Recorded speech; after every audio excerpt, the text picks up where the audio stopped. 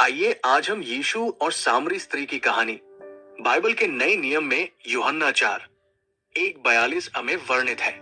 ये एक प्रेरणादायक कहानी है जो यीशु की करुणा, प्रेम और सभी जातियों तथा वर्गों के लिए उनके संदेश को प्रकट करती है। आइए इसे समझते हैं।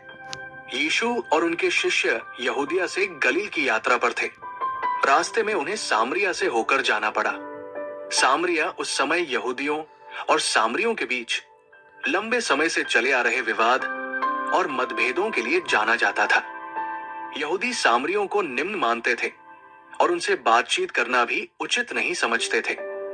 दोपहर का समय था और गर्मी बहुत थी। यीशु एक गांव में याकूब के कुएं के पास बैठ गए क्योंकि वे थके हुए थे। उनके शिष्य खाना लेने शहर गए। इसी समय एक सामरी स्त्री पानी भरने कुएं पर आई। जब स्त्री कुएं पर पहुंची तो यीशु ने उससे कहा, मुझे पानी पिलाओ।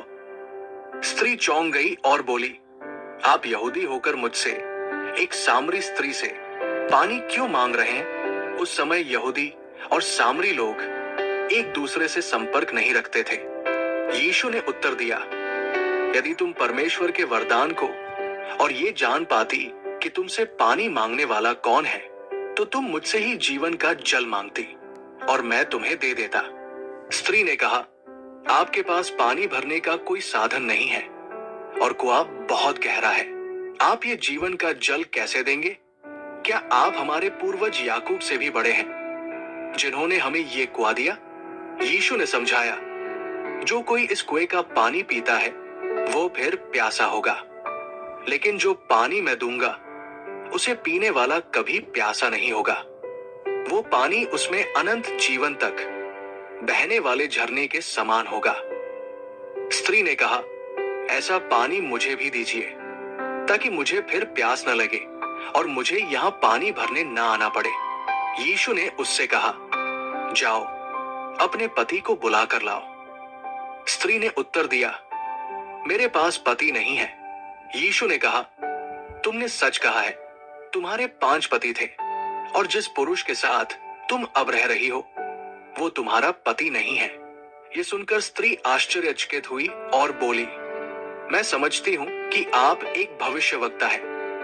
स्त्री ने विषय बदलते हुए पूछा, हमारे पूर्वज इस पहाड़ पर पूजा करते थे, लेकिन आप यहूदी कहते हैं कि आराधना केवल यरूशलेम में होनी चाहिए। यीशु ने उत्तर दिया, एक समय आएगा जब लोग न इस पहाड़ पर और न ही यरूशलेम में आराधना करेंगे। सच्चे आराधक आत्मा और सच्चाई में आराधना करेंगे। परमेश्वर आत्मा है और वह ऐसे आराधकों को चाहता है। स्त्री ने कहा, मुझे मालूम है कि मसीह जो ख्रीस्त कहलाता है आने वाला है। जब वो आएगा तो सब कुछ स्पष्ट कर देगा। यीशु ने उत्तर दिया, मैं ही वो मसीह हूं। इस बीच यीशु के शिष्य लौट आए और उन्हें एक सामरी स्त्री से बात करते देखकर आश्चर्यचकित हुए, लेकिन उन्होंने कुछ नहीं कहा। सामरी स्त्री अपनी पानी भरने की गागर वहीं छोड़कर गांव में गई और लोगों से कहा, आओ उस व्यक्ति को देखो जिसने मेरे बारे में सब कुछ बता दिया।